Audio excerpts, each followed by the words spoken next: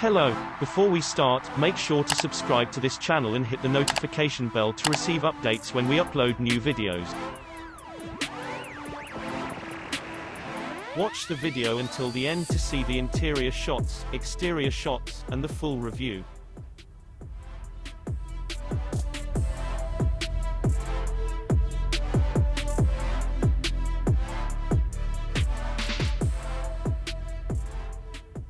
Toyota will offer the Camry all-wheel drive across 4 trims, LE, XE, XSE, XLE, but with only a single engine.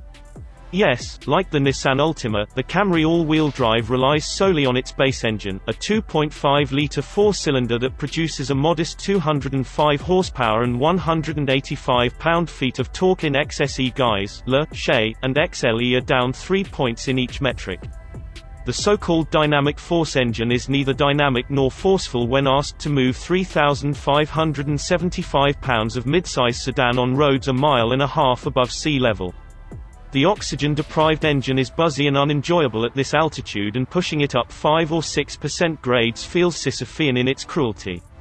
To its credit, the Camry soldiers on, with the 8-speed automatic doing its best to keep the tortured 4-cylinder engine in the meatiest part of the lean rev range. On the snow driving course, meanwhile, the 4-cylinder engine lacks the low-end torque to get the car out of sorts. You'll need a heavy foot to engage in the aforementioned shenanigans. At this point, you might be wondering why Toyota didn't opt for a V6 in this particular Camry. The party line is that the engineers built a 4-cylinder, all-wheel drive mule and found the pairing quite good. That was that. Money was spent, equipment allocated, and drinks had. Personally, I believe the V6 Camry's low take rate, just 6% of buyers go for the 300-plus HP Camry. Married with what would almost certainly be a far higher price is the real reason Toyota opted for the 4-cylinder. And in this car's defense, it may be a fine companion at more reasonable altitudes. We're eager to find out. If you're living this high life, though, perhaps consider the turbocharged Subaru Legacy instead. Or, better yet, don't get a midsize sedan with all-wheel drive. Instead, get a front-wheel drive sedan and buy a set of snow tires. Like all-wheel drive, snow tires provide better traction while accelerating from a standstill. But dedicated winter rubber also improves a car's braking substantially and provides more confidence while cornering in cold conditions. Those positives far outweigh the minor inconvenience of swapping rubber twice a year. It's a tough argument in the case of the Camry XSE tester I drove, which wore a set of handsome 19-inch wheels, though. According to Tire Rack, you'd be spending anywhere from $725 to just south of $1,300 for winter tires. Go with a more reasonable wheel size, though, and that figure will fall. Plan on $550 to $800 for winter tires that will fit the 18-inch wheels on the popular XE and XLE models, and even less for the LE's 17s.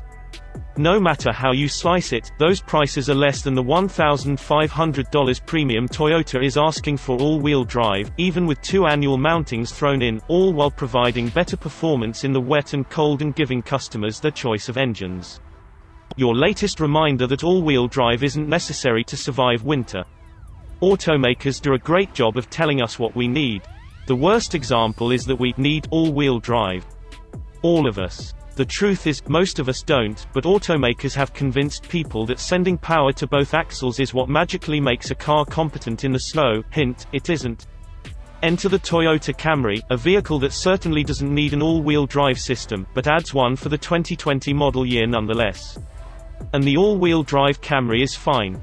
It's competent on snowy stuff, able to accelerate with minimal slippage, negotiate turns effortlessly, and, if you turn off the nannies, can rip a pretty awesome 4-wheel drift. The fatal flaw in this package has nothing to do with its mechanical capability. It's that Toyota forces customers into a buzzy 4-cylinder engine and demands $1,500 for the relatively simple all-wheel drive system. Neither of those things will matter to consumers, of course. There's absolutely a market for all-wheel drive sedans, as evidenced by the long-serving Subaru Legacy, the recently discontinued Ford Fusion, and the newer Nissan Altima. Toyota expects the new setup to represent close to 15% of Camry sales. The larger Avalon all-wheel drive will add up to 20% of that car's overall sales. Toyota calls the Camry's all-wheel drive system Dynamic Torque Control all-wheel drive, a setup this sedan shares with the larger Avalon all-wheel drive and the gas-only RAV4 crossover. It's a familiar system, with a transfer case on the front axle, a driveshaft that runs to the rear axle, and a coupler that sits just ahead of the open rear differential. When the Camry's computers detect slip on the front wheels, the coupler hooks up to the free-spinning driveshaft, resulting in up to 50% of the engine's torque arriving at the back of the car. Toyota says the system provides the benefit of all-wheel drive without sacrificing fuel economy. I couldn't assess the fuel economy during our brief test outside of Park City, Utah, but at the very least, the twisting roads and dedicated snow driving course served as a good proving ground for the all-wheel drive.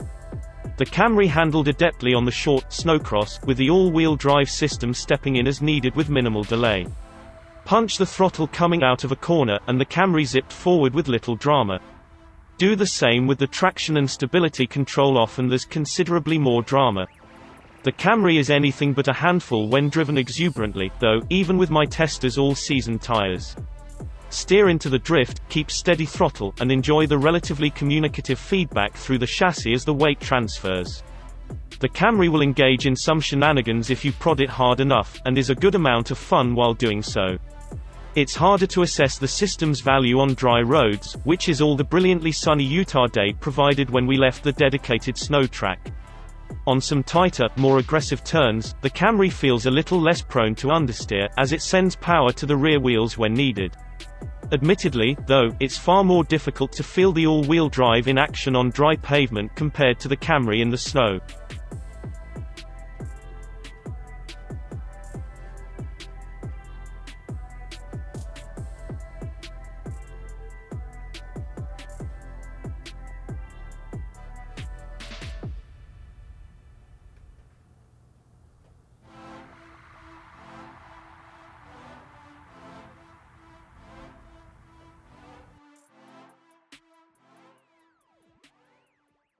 Thank you for watching, and don't forget to like, subscribe, and share this video. Subscribe to Auto TV.